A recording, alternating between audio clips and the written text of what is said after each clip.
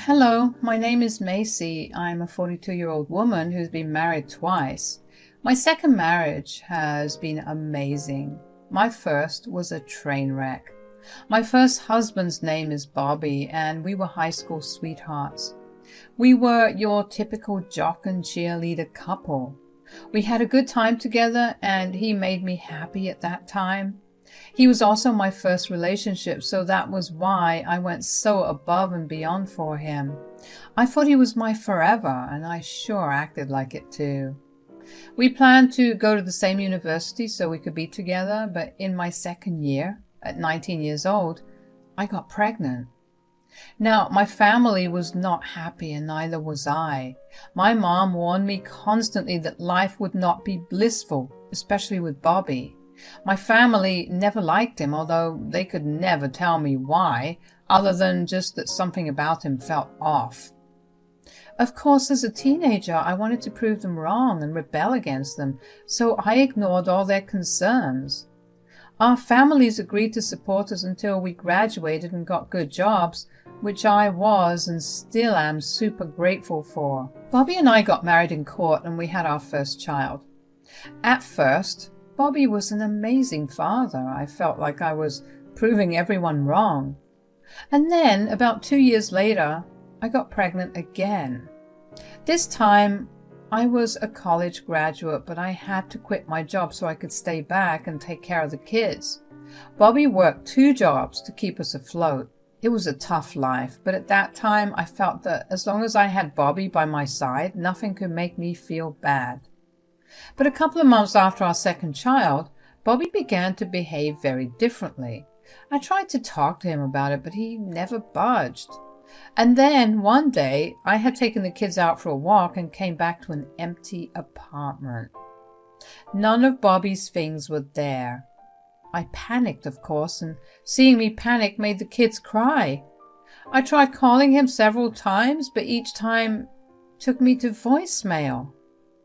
I remember rushing to my mother's place with 2 kids that were bawling while I tried my best to hold back my tears. My mother looked alarmed when she opened the door and let me in. What happened?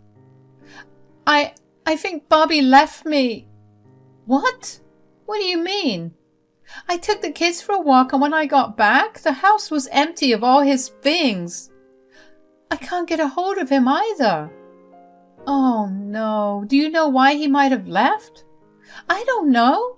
He'd been acting very differently for a while, but he wouldn't talk to me at all, and then today just happened. Okay, calm down a little.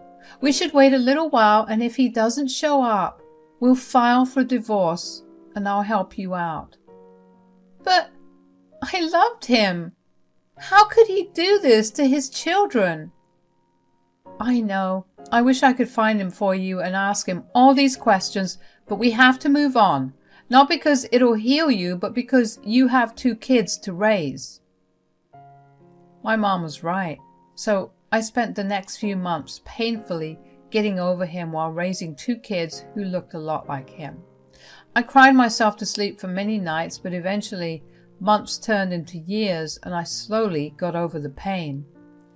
My kids obviously asked questions about their father, and when they were old enough, I told them the truth.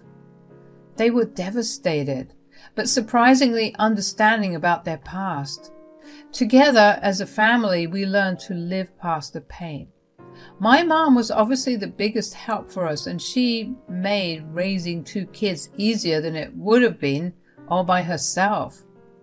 I happened to meet my current husband, Fred, at a bar 13 years after Bobby left me. I was out with my friends for one of their birthdays. My mom had the kids, and I figured it was the best time to let loose and have a little fun with my friends. For the better of the night, I stuck to my friends, and we just chatted and laughed for the most part. Towards the end of the night, I got approached by Fred. My friends had been begging me to get with the guy for years, but I was always too traumatized by Bobby to ever try again. So when Fred approached me, my friends left to go watch from further away as I made conversation with him. Fred started by asking me if he could buy me a drink. I was not going to turn down a free drink, so I obviously said yes. We waited until we got our drinks to properly start talking. So, what brings you here? Ah, it's my friend's birthday and I'm just here to celebrate with her. That's nice. How about I send over some drinks for all of them? All of them? There are 7 more people there.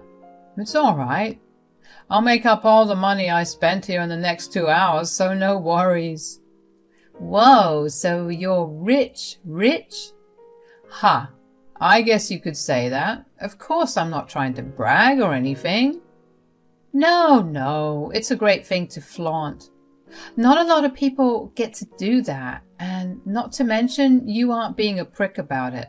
You're buying a bunch of strangers drinks because I told you that it was one of their birthdays. What can I say? I have a particular weakness for pretty women. You're so weak, you'll believe everything they say, even lies? Yes, of course. Although, did you lie? No. It is one of their birthdays, but it is concerning that pretty women make you weak. You should get that checked. How about you help me with it? Maybe if I had a pretty woman by my side, I'd only have a weakness for one woman. I could think of that. It was such a self-esteem boost to have been called pretty by Fred, especially because Fred looked gorgeous. He looked like he was worthy of being on the cover of a big magazine like Vogue. I was also surprised by my ability to casually flirt back with him. That was not something I was usually capable of. I was very much an introvert, so I don't know if it was the drink or just the aura that Fred radiated, but I felt comfortable enough to be flirty. Eventually my friends came and got me, but not before profusely thanking Fred for the drinks. Before I left, Fred and I exchanged numbers, and from then on, we were constantly talking to each other. It started off as texts, and then we would call each other whenever we had nothing going on, or if we had something interesting to share. We also started meeting up a lot more often. At first, we met up in very public places, but as the months went by, we started hanging out at each other's places. I remember the way my jaw dropped when I walked into his house because it was quite literally a mansion. Fred laughed at my shock and told me that I should get used to his wealth because it would soon be mine. Fred was very open about wanting to marry me. He told me countless times how he had never felt so comfortable around anyone aside from me, and that only made me love him more. Fred was also more than open to me having kids. I remember him being particularly upset for me when I told him about Bobby. Ever since I told him, he went above and beyond to show me just how much I meant to him. Fred and Bobby were worlds apart, and it wasn't until Fred that I understood why so many people did not want me marrying or even just being with Bobby. I was glad that I got out of it, but I hated the way it happened. Fred helped me heal and forget all about it, which I was super grateful for. We only dated a year before getting married.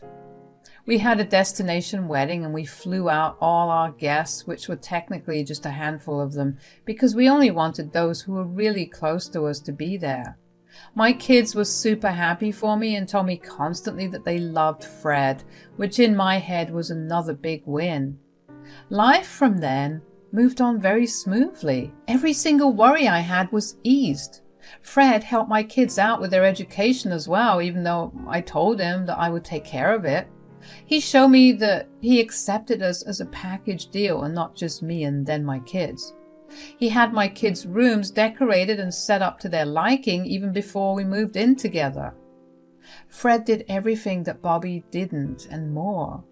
That was a true point of healing for my small family. And that's how our family grew from then on. Fred and I had a child of our own, yet he never treated my kids differently.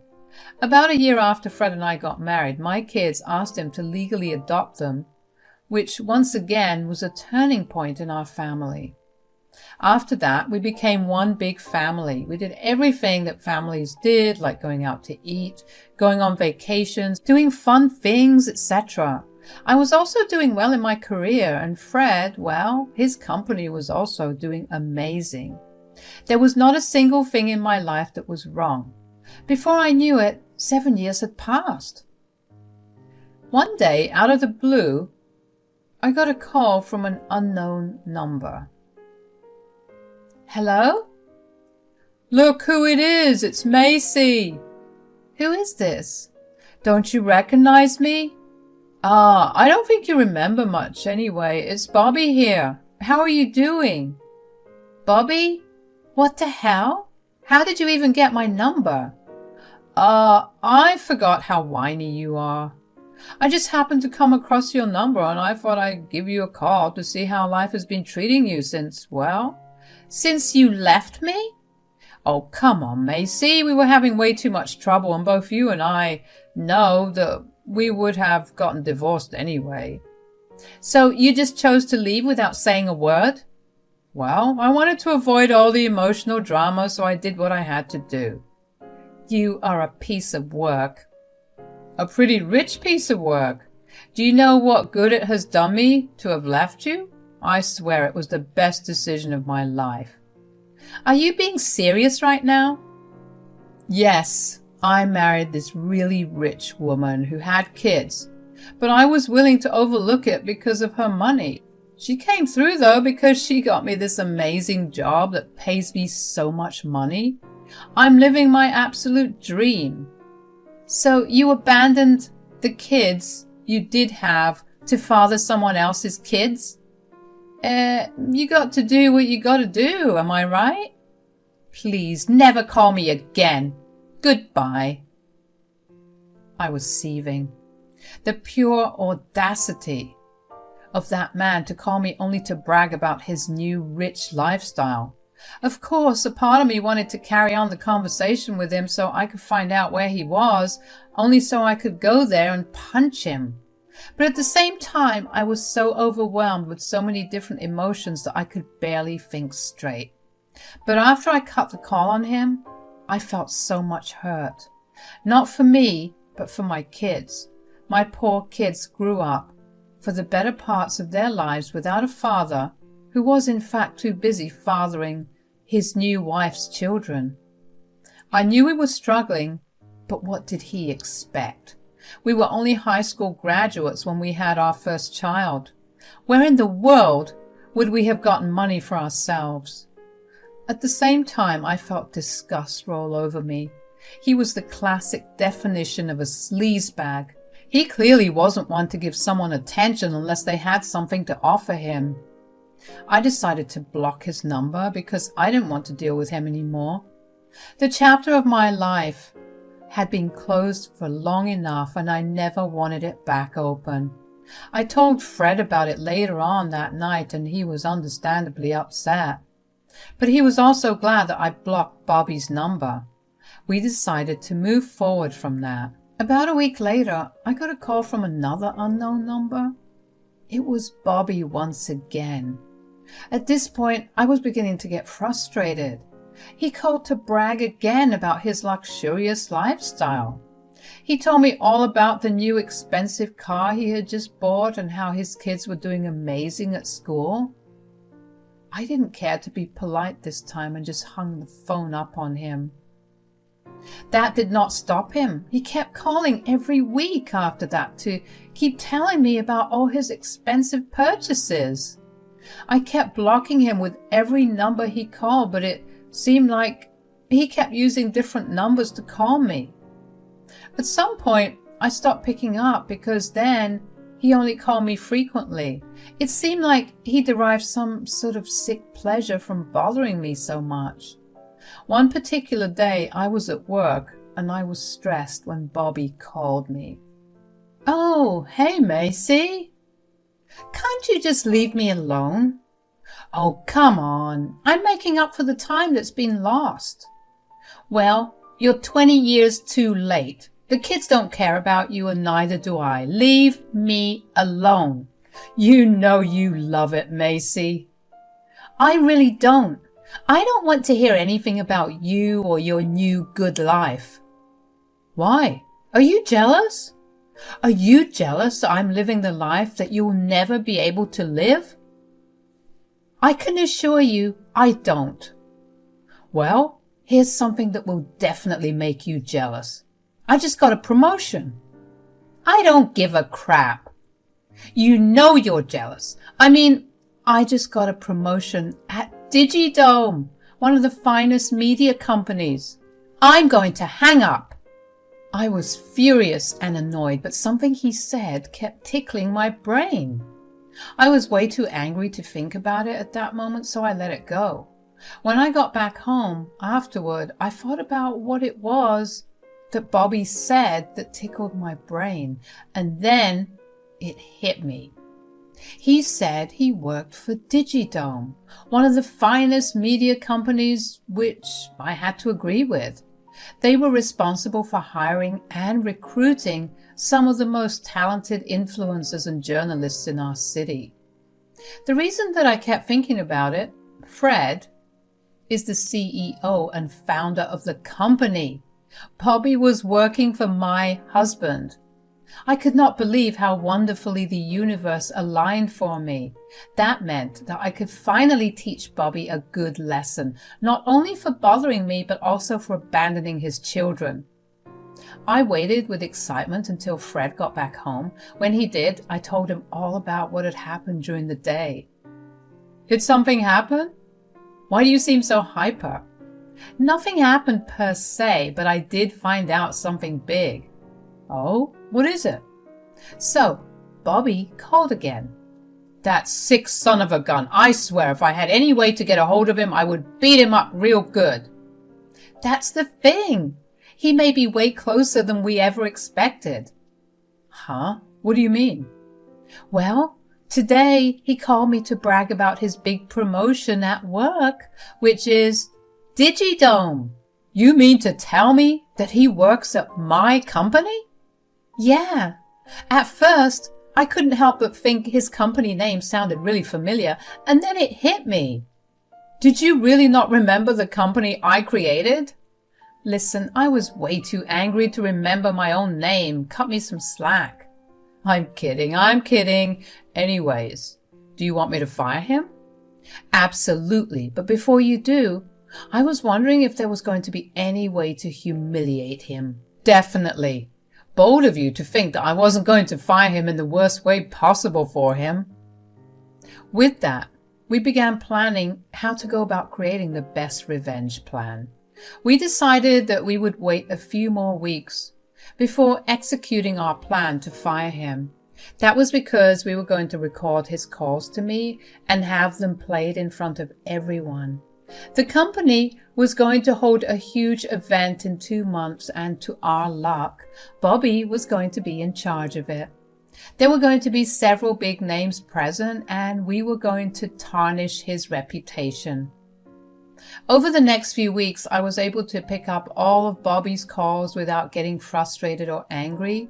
Just knowing that I had the biggest upper hand was enough to put a smile on my face as I listened to him ramble about his wealth and my lack of it. But this time, I made sure to record every conversation. These conversations were going to come back to bite him hard, and I couldn't wait for it. At the end of the 2 months, the event happened. I originally didn't plan to go because I didn't like big crowds or having to talk to a lot of people, which was why no one really knew who the big boss's wife was. However, this event was where I would make my appearance. I wanted to see Bobby's fall while I sat on the throne. Fred bought me this gorgeous and very expensive dress, and that was what I wore. I stayed in the car until Fred called me because we didn't want Bobby to see me and make a run for it. I only entered when Fred gave his speech in which he told everyone about how he wanted to introduce his wife for the first time. When I walked up on that stage, Bobby was standing there. I saw his face drop and pale. I smirked at him as I walked by. He pulled out his handkerchief to dab the sweat that was all over his face. Fred then went on to praise me and talked about how much of an impact I had had on him these past 7 years, and how it had been a joy to raise my kids with me. With every praise Fred aimed at me, I saw Bobby sweat even more. I beamed with pride as the crowd clapped for me, and then Fred's speech took a turn. He began to talk about how I had been getting harassed by my ex-husband recently. He told the crowd about how my ex-husband had abandoned me and my kids to go father another woman's children just because she had wealth. But the universe had different plans for my ex-husband because he was working for his company. The crowd gasped and erupted into murmurs about who my ex could have been. Fred asked everyone to quiet down and told them that he was going to reveal who it was. Bobby kept looking towards the exit, but he knew that if he dashed it, Fred would not even have to reveal who it was because he would have outed himself. Fred then pointed towards Bobby and told everyone that it was him. The crowd once again erupted in murmurs. Bobby looked like he was about to pass out, but Fred wasn't done yet. He told everyone that he had proof of all of this and proceeded to play the recordings of all the calls that Bobby had made to me in the past few weeks. Bobby stilled as he heard everything. Fred then announced that because of everything that Bobby did, he would no longer be working with his company. The crowd cheered for Fred and me as we walked off the stage. Bobby was escorted off the event and the rest of it went smoothly. I had served my revenge and there was nothing sweeter than that. Fred and I had a blast at that event, and I even managed to find someone who offered me a position at their firm. The day after the event, I got my last phone call from an unknown number. "You're awfully bold to call me again after last night. You tricked me." "Whatever do you mean?" "You absolute witch. Don't play stupid with me. How could you not tell me that you were married again? And that too, married to my boss?" "Like I told you several times, Bobby, I simply didn't care about you." "I know that, but the decent thing for you to do was to inform me." "So you would only stop harassing me if you knew who my husband was? And if my husband wasn't your boss, you would have continued to do it?" "Don't twist my words." "I'm not twisting anything. And you're one to talk about being decent, Bobby. You know what decent thing you have done? Not abandon your family. If you could do something like that, I can do something like this. Have fun with your current family, and I hope you'll find a new job." "I don't have a current family. My wife left me because of yesterday and she took the kids. And it's all because of you." "I didn't do anything. You did this to yourself. If you had just not called me, your life would have been what you had always wanted it to be. But I guess you can't have your cake and eat it too. Goodbye, Bobby, and good luck." It felt liberating to finally get back at Bobby and to know that I destroyed everything good in his life. I hope that Bobby learns to never mess with me or my family again, because he will never get anything good out of that. Fred and I continue to thrive together, and our kids have grown into wonderful adults. My life is once again going smoothly, and I no longer stress out about Bobby's calls. I'm finally vindicated, and I feel way lighter than I have for the first time in a long while. Thank you for listening to my story.